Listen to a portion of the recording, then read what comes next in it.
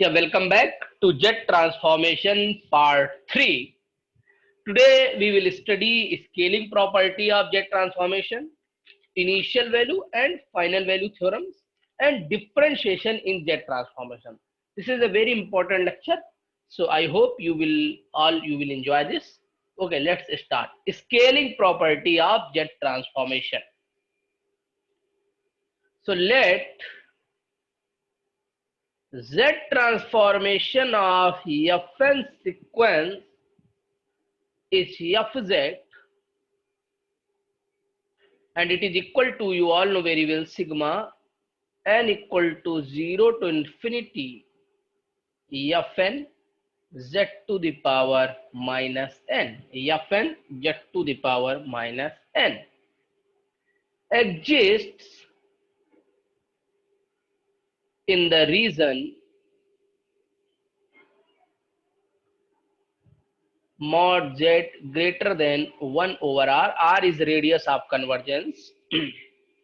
If small a is any real or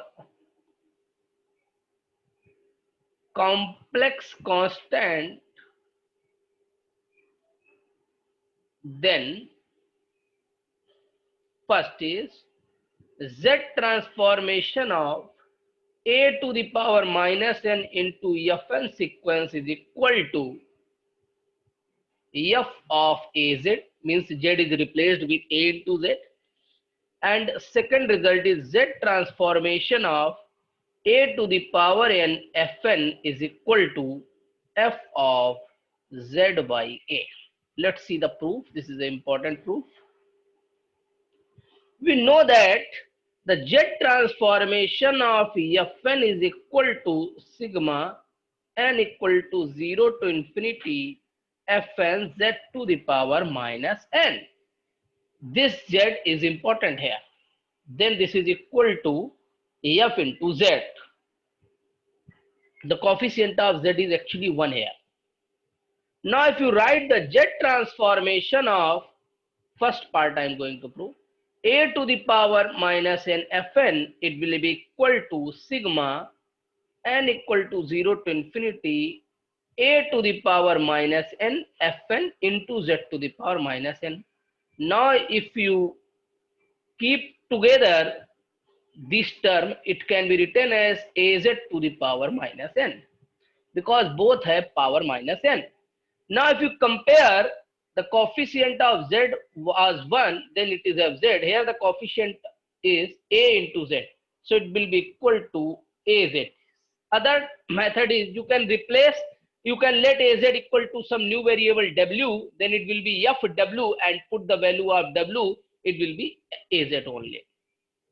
If you are not understanding properly, or I am going to second method, I am going to tell az equal to w, then it will be equal to sigma n equal to 0 to infinity Fn w to the power minus n.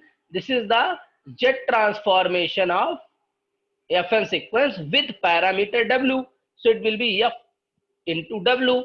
So if you put the value of w, it will be az only. So f of az. Second part is, when you have a to the power plus n, the jet transformation of a to the power plus n Fn is equal to sigma n equal to 0 to infinity a to the power n Fn z to the power minus n. We can write it like this: Fn z over a to the power minus n, z upon a to the power minus n.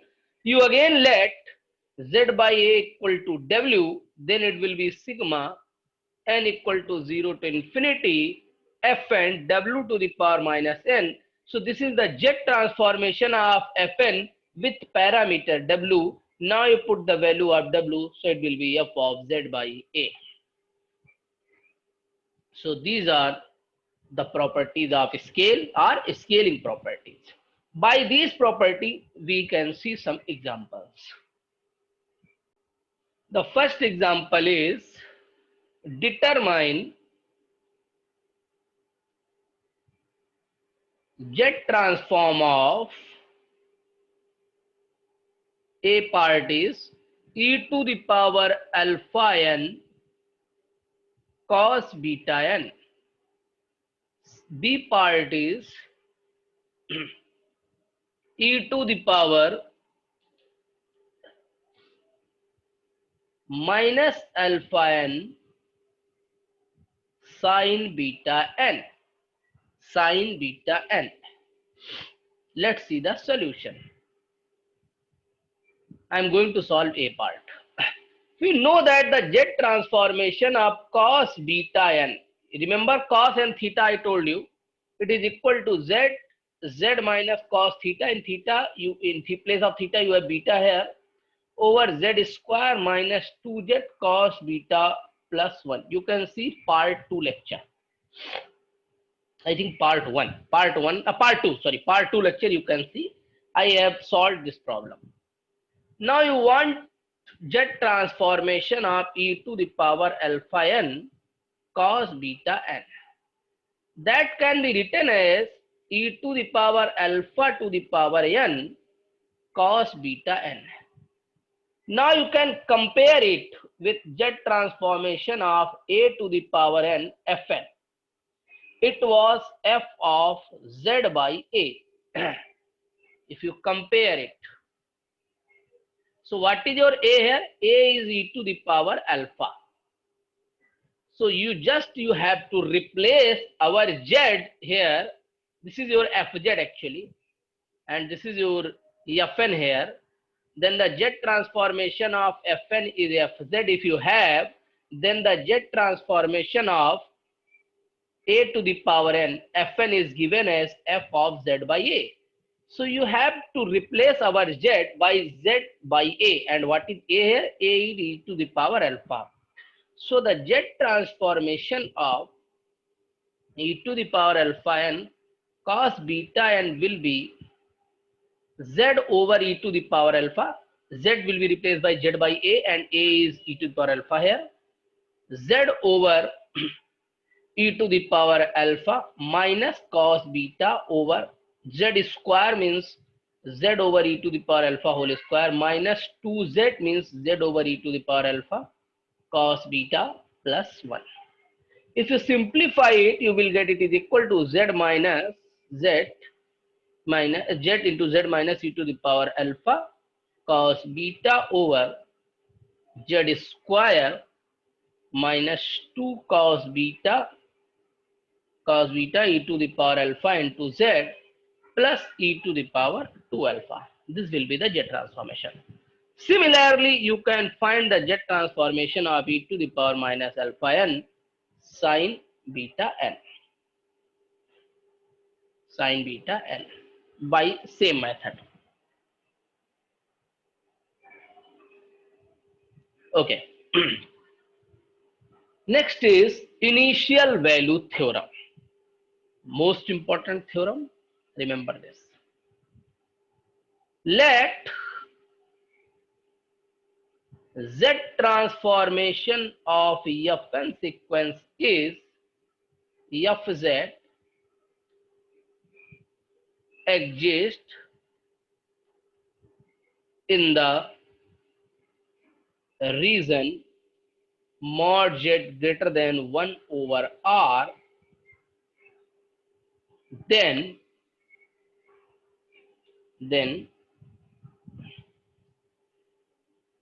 we can find our pth term of the sequence. We have sequence Fn, then Fp will represent the pth coefficient or p plus 1 term, because the first term is F0. The sequence is starting from, if your sequence is Fn and Fn is actually starting from 0 onwards. So the sequence region F0, F1, F2, P plus 1 term will be Fp, because first term is F0, second term is F1. So Fp will be the P plus 1th term actually. Now our problem is, without finding the sequence Fn, we can find a particular term also using initial value theorem. If you want to find Fp, you can put p equal to any value. P is any value between 0 to n. then you can directly find the fourth term, third term, fifth term without finding all the terms of sequence. For finding a particular term of the sequence, initial value theorem is best. It is equal to limit z tending to infinity, z to the power p, f of z minus f1 minus f1 by z minus f2 by z square and minus fp minus 1 over z to the power p minus 1. For finding fp, you have to subtract up to fp minus 1 terms. For p equal to 0, 1, 2, so on. If you want to find f0, for f0, you have to put p equal to 0 here. If you put p equal to 0, f0 will be limit z tending to infinity. If you put z p equal to 0, then it will be 1 f of z. For p equal to 0, this term is not defined, so you cannot write, you have to go up to this one only. If you put p equal to 0, it means you have to use up to fz only. You cannot put p equal to 0 in this expression. It means there will be no f0, f1, f2 terms in the expression of f0. So f0 is nothing else limit z tending to infinity fz. Similarly, if you put p equal to 1, then f1 will be limit z tending to infinity. See this carefully, z. If you put p equal to 1, then this term will give you f0 over z to the power 0. That is z to the power 0 is 1. So it will give you f0 only. So fz minus f0. You have to go up to f0 only. If you put p equal to 2, then f2 will be limit z tending to infinity z square. If you put p equal to 2, you have to go f1 over z. This will give you a lot of idea up to which term you have to go, f1 over z. So this will be the formula for f2. Similarly, you can find the expressions for f3, f4 and so on. Next is final value theorem. Let z transformation of fn is given as fz exists in the region mod z greater than 1 over r, then limit n tending to infinity is equal to limit z tending to 1 z minus 1 fz. I am not going to prove the initial value and final value theorem here. If you are interested, you can prove by yourself. So this is a very important limit case. Sometime fn is given, fz is asked to you. Sometime fz is given to you, fn is asked to you. Limit n tending to infinity, fn is asked. This is a very important problem for many competitive exams. We will see some example based on this also. Let's see one example. Let z transformation of fn equal to fz is given as 3z square minus 4z plus 7 over z minus 1 whole cube. Find f0, f1, f2, f3. We have to find only first 4 term of the sequence. We know that f0 is nothing else, it is limit z tending to infinity fz using initial value theorem.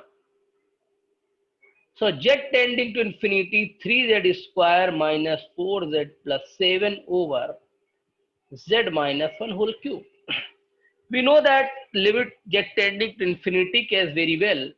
If you have limit x tending to infinity, a naught x to the power n plus a1 x to the power n minus 1 and so on. And you can see my limit lecture, 15 lecture in my GATE series. b naught x to the power m plus b1 x to the power m minus 1. It is equal to a naught over b naught when degree is same. When degree of denominator is greater than numerator, it is 0. When m is less than n, then it tends to plus minus infinity. So here you can see that the degree of denominator is greater than degree of numerator, so its limit will be 0. Other technique is you can take z square common outside from the numerator and you can take z, then it will be z cube in the denominator outside. So 1 over z will be keep remain in the denominator. Due to this term, limit will go to 0. What is f1? F1 I told you this is limit z tending to infinity, z fz minus f naught. So it is equal to limit z tending to infinity z fz because f naught is 0. So z fz will become 3z cube minus 4z square plus 7z over z minus 1 whole cube. Now the degree of numerator and denominator is same and the coefficient of the numerator is 3 and the coefficient of denominator of z is 1. So the limit will be 3. If you want more understanding, you can see my GATE series lecture 15. I have discussed this result thoroughly, this result, limiting result. Next is F2. F2 is equal to limit z tending to infinity z square fz minus f naught minus f1 over z. So it will be limit z tending to infinity z square fz minus f1 is 3 over z. So if you multiply with the z square inside, it will become 3z to the power 4 minus 4z cube plus 7z square over z minus 1 whole cube minus 3 into z. Now if you simplify it, you cannot apply right now limit. You have to simplify it, z minus 1 whole cube. You will see this is equal to 5z cube minus 2z square plus 3z. Now the degree of numerator is also 3 and denominator is also 3. So the limit will be 5 over 1. So the limit will be 5 here. Similarly, if you find f3, it will be limit z tending to infinity z cube fz minus f naught minus f1 by z minus f2 by z square. I am giving you as a homework, the limit will be 13. You can check it. The next example is based on the final value theorem. Let the z transformation of fn sequence is fz equal to 3z cube plus 5z square minus 7z plus 1 over z plus 2 whole square z minus 1. Find limit n tending to infinity fn. We have to find limit n tending to fn. If we know the statement of final value theorem, limit n tending to fn is equal to limit z tending to 1 z minus 1 into fz. So it will be limit z tending to 1 z minus 1 into fz is 3z cube plus 5z square minus 7z plus 1 over z plus 2 whole square z minus 1. So z minus 1 is cancelled out. You have to apply z equal to 1. You can directly apply if limit form is indeterminate, then only you have to apply some methods. But firstly you have to try with z equal to 1. If you put z equal to 1, then it is 3 plus 5 minus 7 plus 1 over 3 is the 9. So it will be 2 by 9. And this is a finite value, not indeterminate form. So the limit will be 2 by 9. This is the use of final value theorem. Next is differentiation of Z transformation. This property is also very important. It will work in the finding of inverse Laplace transformation when we will solve difference equations. So let Z transformation of Fn is equal to Fz exists in the region mod z greater than 1 upon r, then if you multiply with n into Fn, it is equal to minus z d by dz of fz. This is the differentiation result. Minus z d by dz of fz when you multiply once, which is also convergent in the region mod z greater than 1 over r. We have a remark also. What is the remark? We can multiply up to z to the power n to the power p. If we multiply with n to the power p, then it is equal to minus z d by dz of z transformation of n to the power p minus 1 fn. Means we have to go step by step. For p equal to 1, it will be z of fn, means fz. If you put p equal to 1, you will get the same result. P equal to 1. For p equal to 2, firstly you have to find with multiplication of n, then you can find multiplication with n is n to the power 2. For n to the power 3, firstly you have to find the multiplication result with n to the power 2 and so on. So this is the result. Let's see one example based on the differentiation property. Determine, this is an important problem, z transform of n, then z transformation of n square, then z transformation of n cube, then z transformation of n to the power 4 and so on. Let's see the solution. Let our sequence n can be written as n into 1 actually, and we know that the multiplication result with n. So you want n only, then you have to multiply with 1. So let our sequence is 1 only. Then we know that the z transformation of fn or z transformation of 1 is, I told you in the first lecture, it is equal to z over z minus 1.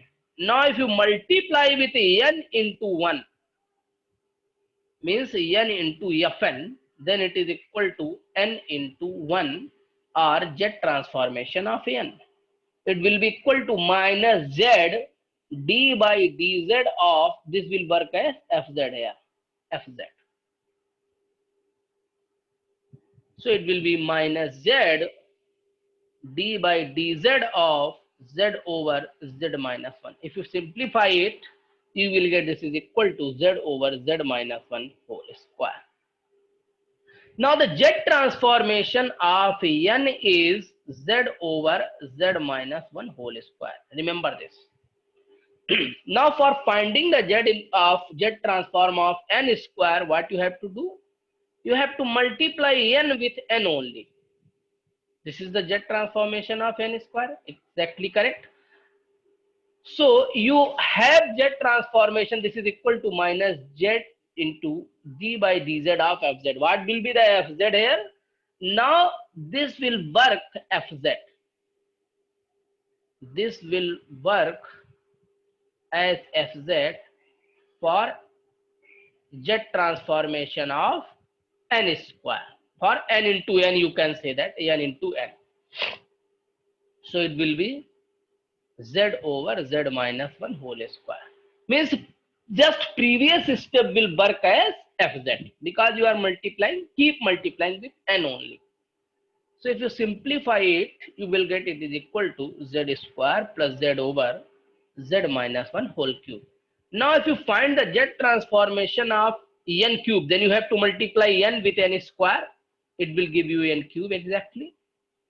So again you multiplying with n, so it will be minus z d by dz of fz. Now this will work as fz for n cube.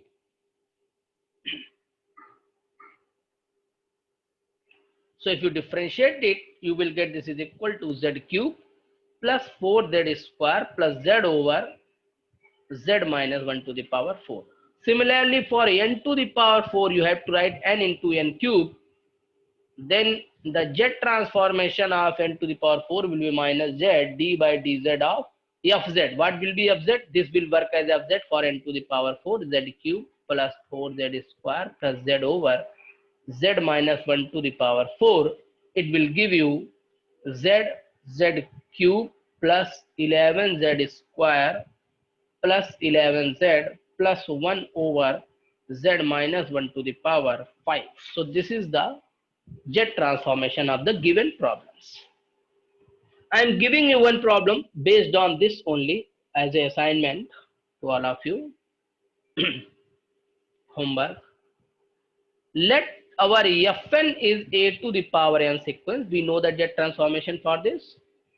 Determine Z transformation of n into Fn, and then you find Z transformation of n square into Fn. And giving you answer. The first answer is Az over z minus a whole square, and the second result is Az z plus a over z minus a whole cube. I can give you hint also. Z transformation of Fn is, or a to the power n is, z over z minus a. So all of you try it, and I'm going to finish this lecture here only. In the next part we will see the convolution theorem, and in the fifth part we will see the solution of differential equation, and our Z transformation will be over.